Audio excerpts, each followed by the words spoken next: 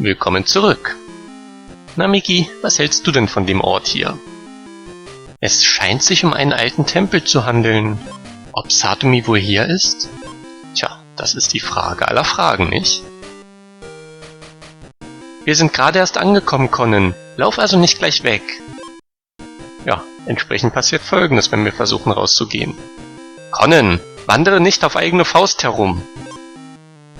Wir sind also gezwungen, hier in diesem Raum zu bleiben. Tja, und wir sehen hier auch so ein Rollbild hier oben im Zimmer. Das gibt es ja tatsächlich noch in den meisten japanischen Zimmern, die traditionell eingerichtet sind. Ja, Ei, hast du dazu vielleicht was zu sagen? Sieht das Rollbild nicht verdächtig aus? Wären wir in einem Manga, befände sich dahinter sicherlich eine Geheimtür.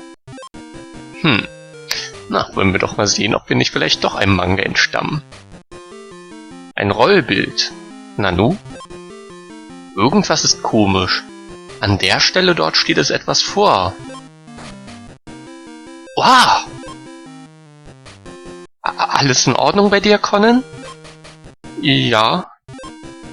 Da hat sich ein Loch in der Wand aufgetan. Als ich gerade die Wand leicht berührt habe, kam plötzlich dieser Durchgang zum Vorschein. Oha, das ist dann wohl eine Geheimtür? Eine Geheimtür? Hoho, na, da ist ja auch der Priester. Ganz genau, es handelt sich um eine Geheimtür. Warum gibt es denn so etwas hier? Ursprünglich war dieses Tempelgebäude der Wohnsitz eines berühmten Samurai.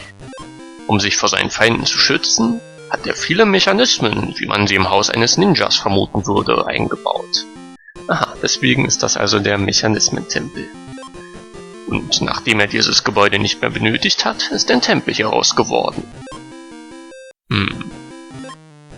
Diese Tür führt nirgendwo hin. Geht man hindurch, findet man sich sofort in einer Sackgasse wieder. Aber es müssen sich in diesem Tempel noch viele Gänge verbergen, von denen nicht einmal ich etwas weiß. Einige dieser Gänge führen in den Untergrund unter dem Tempel. Das hört sich ja wirklich interessant an. Oh, dieses Gebäude hat schließlich eine lange Geschichte hinter sich. Nun, das Abendbrot sollte dann auch bald fertig sein. Schaut euch bis dahin ruhig ein wenig hier im Tempel um. Aber verirrt euch nicht in einen dieser geheimen Gänge. Ihr braucht diesen Gängen nicht allzu viel Aufmerksamkeit zu schenken. Hoho, ne? Aber wie wir Conan kennen, wird er doch noch die eine oder andere Erkundungstour unternehmen hier. Ja, hier ist eine Sackgasse, da hat Conan also weiter nichts zu sagen. Hast du vielleicht noch was zu sagen, Ran? Was für ein schöner, altwirkender Tempel. Hier würde ich mich auch gerne mal umsehen. Ob ich wohl kurz mal herumgehen sollte? Naja gut, wir waren jetzt schon im letzten Part als Ran unterwegs, insofern lassen wir mal jemand anderen den Vortritt. Dass da so eine Vorrichtung ist, das ist doch kein gewöhnlicher Tempel hier. Ja, in der Tat. Na und du, Ei? Hast du vielleicht noch einen weiteren Spoiler parat? Ist ja vielleicht noch eine Geheimtür irgendwo? Du weißt doch Bescheid. Da war also tatsächlich eine Geheimtür. Wird ja immer mysteriöser. Ja, und ich krieg das Gefühl nicht los, dass Ei hier irgendwie Spaß findet an dieser Reise. Na, gehen wir mal zu Heiji und Kogoro. Eda, Nervenzwerg, wusel hier nichts herum. Ich werde mich im Tempel umsehen.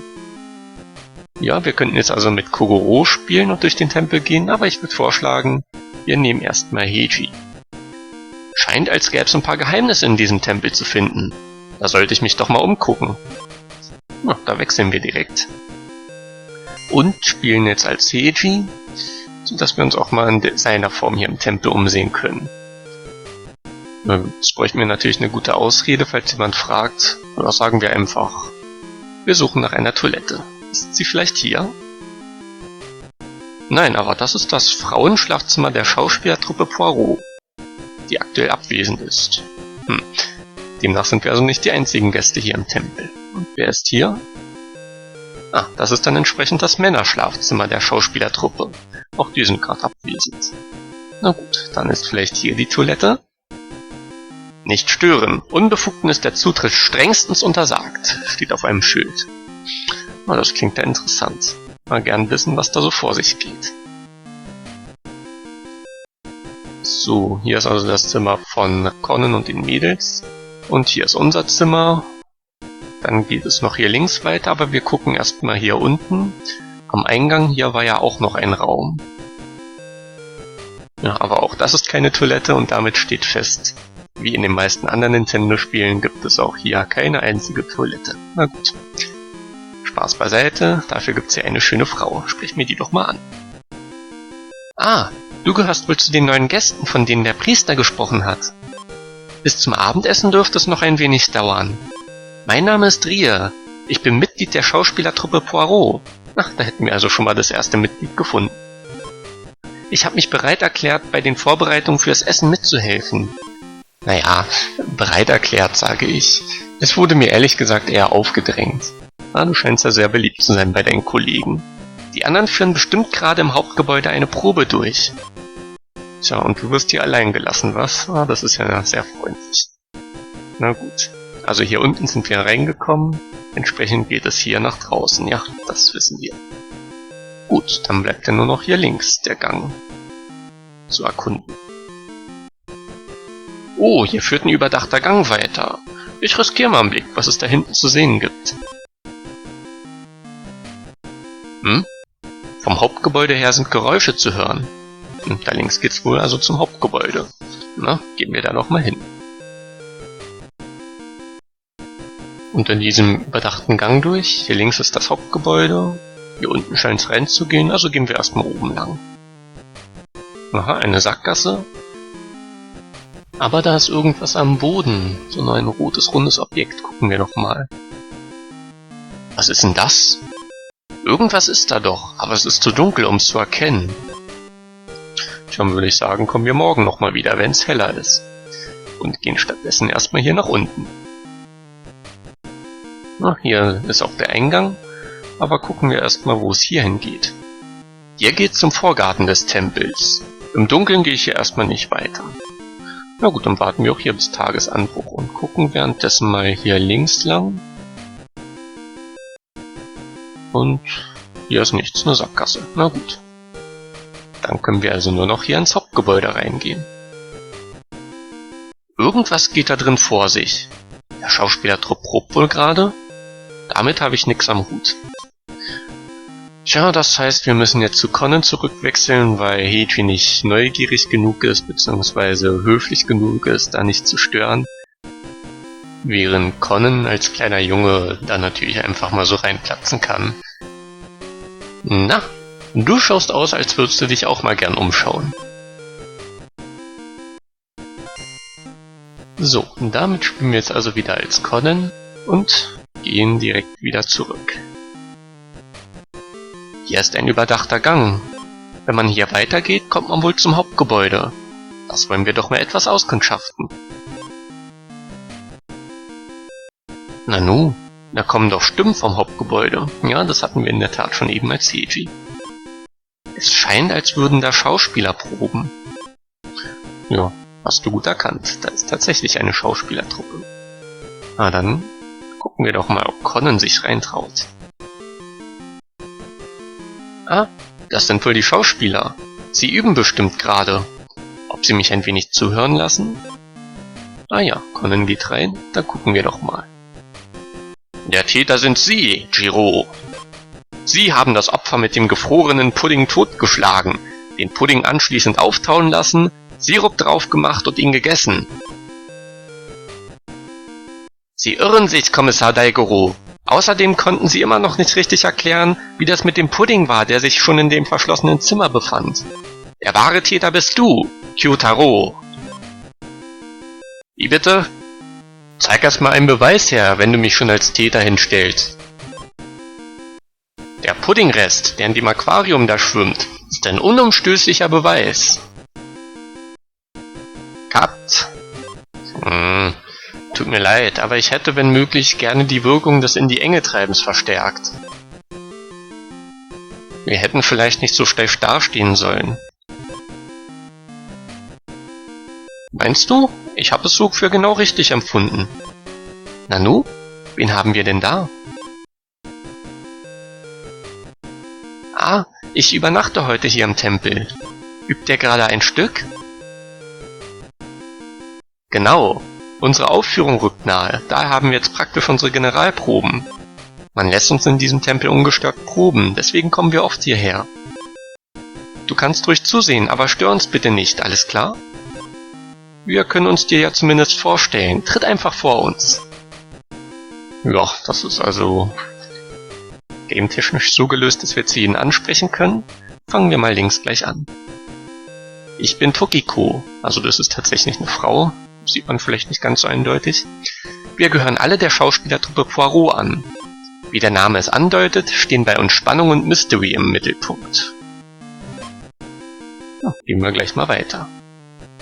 Ich heiße Kido und bin erst vor kurzem der Poirot-Truppe beigetreten. Deswegen hat man mich bisher immer die Rolle des Täters spielen lassen. So, und ich finde, er sieht so ein bisschen aus wie Yusaku Kodo, also wie Shinichis Vater. Na, und wer ist das hier in der Mitte? Mein Name ist Motojima. Ich bin mit dem Priester dieses Tempels verwandt. Aus diesem Grund lässt er uns das Gelände für unsere Aktivitäten nutzen. Ich bin es auch, der die Skripte für unsere Stücke schreibt. Ah ja, das ist also der geniale Autor. Und das hier scheint mir eine Kamera zu sein, nicht? Hey Kleiner, spiel nicht einfach so an der Kamera herum. Wofür benutzt ihr die Videokamera denn? Nehmt ihr die Stücke damit auf? Nein, wir filmen damit unsere Bewegungen, um sie im Anschluss an die Proben am Video zu überprüfen. Unsere Aufführungen wurden in letzter Zeit sogar in unabhängigen Filmkunsthäusern, also in Kinos, gezeigt. Weil ich mich seit meiner Schulzeit mit Filmwissenschaft befasse, habe ich in dem Bereich Kontakte. Als du die Kamera da berührt hast, hat mich das irgendwie an mein jüngeres Ich erinnert. Mir hat es auch immer viel Spaß gemacht, mit Videokameras zu hantieren. Na, dann sprechen wir ihn doch direkt mal an und lassen ihn uns vorstellen. Ich bin Itaya. In der Rolle, die ich gerade spiele, ist es meine Hauptaufgabe, die Zuschauer durch meine Begriffsstutzigkeit zum Lachen zu bringen. Ah ja. Ah, sie kennen wir doch, das ist doch hier. Die haben wir eben getroffen als Seiji. Hört mal, das Abendessen ist fertig. Der Priester bittet uns, alle in den Essensraum zu kommen. Ach, wir essen übrigens mit den neuen Gästen zusammen. Komm also auch mit, Kleiner. Na, dann ist also endlich das Abendessen angerichtet und wir sind im Essensraum. Ah, da bist du ja, Conan. Wo warst du denn nur wieder? Diese Leute bilden eine Schauspielertruppe ran. Oh, eine Schauspielertruppe? Dann übernachten wir hier also zusammen. Was für Stücke führt ihr auf? Oh, berühmt sind wir nicht gerade. Wir sind eine zusammengewürfelte Comedy-Truppe aus Leuten, die Spannung und Mystery lieben. Aktuell arbeiten wir an einem Stück namens Der Pudding-Mordfall. Der Pudding-Mordfall? Das klingt ja aufregend. Welche Stücke habt ihr denn bisher gespielt? Auf leisen Tatzen wie die Schildpattkatzen, Was die Nacht zutage brachte, Der Sinn des Sterbens. Von den Stücken habt ihr aber bestimmt noch keins gesehen. Tut mir leid, ich habe tatsächlich noch kein einziges davon gesehen. Hehe, war nicht anders zu erwarten. Aber seit kurzem kann man uns in einem unabhängigen Kino sehen. Ach, ein Freund, mit dem ich auf der Uni war, arbeitet gerade an einem Independent-Film. Und weil er keine Schauspieler zur Verfügung hat, hat er uns darin spielen lassen. Unsere ganze Schauspielertruppe war am Dreh beteiligt. Letzte Woche haben wir uns den fertigen Film hier im Tempel angesehen. Wenn ihr mögt, können wir ihn euch vorführen. Ja, unbedingt. Hey, wir haben einen straffen Zeitplan. Uns bleibt ja kaum Zeit für die Proben, also müssen wir uns zusammennehmen.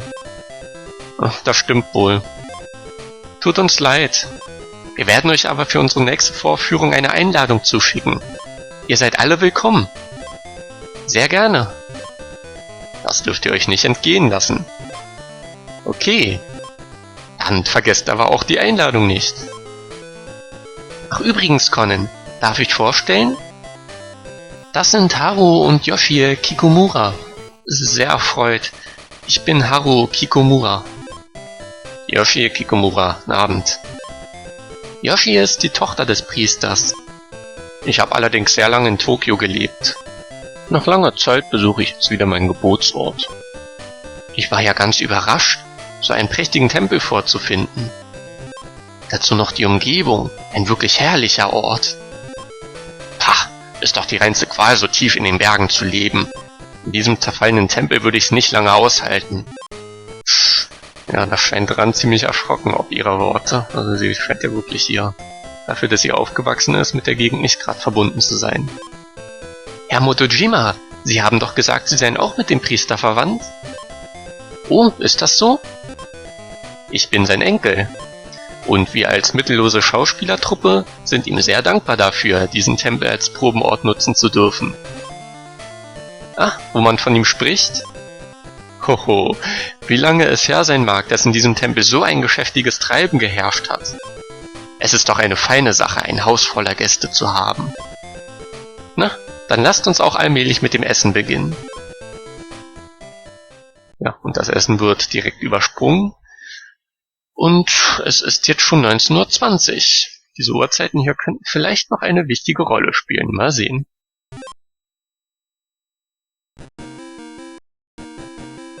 So, das Abendessen wäre schon mal vorüber. Jetzt geht es in die entscheidende Phase. Ob Satomi wohl in diesem Tempel ist? Wir sollten das Gelände absuchen, aber nicht gleich alle zusammen. Eine gute Idee. Na, da sie von Conan kommt, muss sie ja gut sein. Nun wollen wir uns doch mal umsehen. Na, vielleicht können wir noch mal zum Hauptgebäude links gehen. Oh, da steht der Priester. Es ist schon spät abends. Das Hauptgebäude darf zu dieser Zeit nicht mehr betreten werden. Na gut, dann müssen wir das lassen und sind hier auf das Nebengebäude beschränkt. Aber gucken wir uns hier doch mal etwas gründlicher um. Zum Beispiel hier unten in dem Raum. Oh, da ist diesmal die etwas temperamentvolle Frau. Mal gucken. Also echt, so ein Durcheinander nach dem Essen. Warum soll gerade ich das alles aufräumen? Das hätte doch genauso gut diese Rie machen können. Ja, Rie war ja die Frau, die hier vorhin das Essen vorbereitet hat. Sie scheint ja bei ihr sehr beliebt zu sein, wie man sieht. Und wir können auch immer noch nicht diese Kissen untersuchen. Und die Tische ebenfalls nicht. Na gut. Dann gehen wir mal nach oben.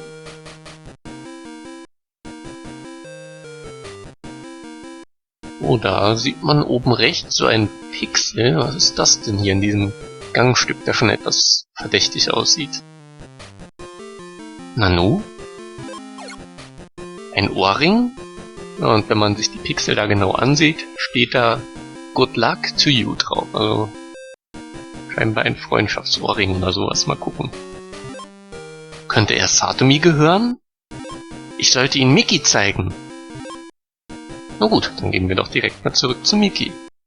Das wäre ja toll, wenn das wirklich Satomis Ohrring wäre. Dann hätten wir nämlich die Bestätigung, dass sie tatsächlich hier in diesen Tempel gekommen ist. Aber das ist der Satomis Ohrring. Wo hast du den gefunden? Also ist sie tatsächlich hier in diesem Tempel. Ich werde mit dem Ohrring zum Priester gehen und ihn fragen, ob er sie gesehen hat. Wenn du das machst, wird auffliegen, dass wir es nach Satomi suchen. Das stimmt, Miki. Das solltest du lieber nicht tun. Wir können uns für morgen einen weiteren Vorwand überlegen, damit man uns länger bleiben lässt. Ja, und Conans Fähigkeit Schmarotzer ist außergewöhnlich gut, nachdem er sich in der Detektei Mori einquartiert hat, nicht? Da ist eine weitere Ausrede für ihn natürlich ein Klacks. Und dann gehen wir in aller Ruhe auf Spurensuche. Ja, so sollten wir es machen. Stimmt, heute sind bestimmt schon alle erschöpft. Wir sollten zunächst einfach schlafen gehen. Lass uns die gründliche Erkundung auf morgen verschieben. Okay. Ja, da ist sie doch zögerlich einverstanden.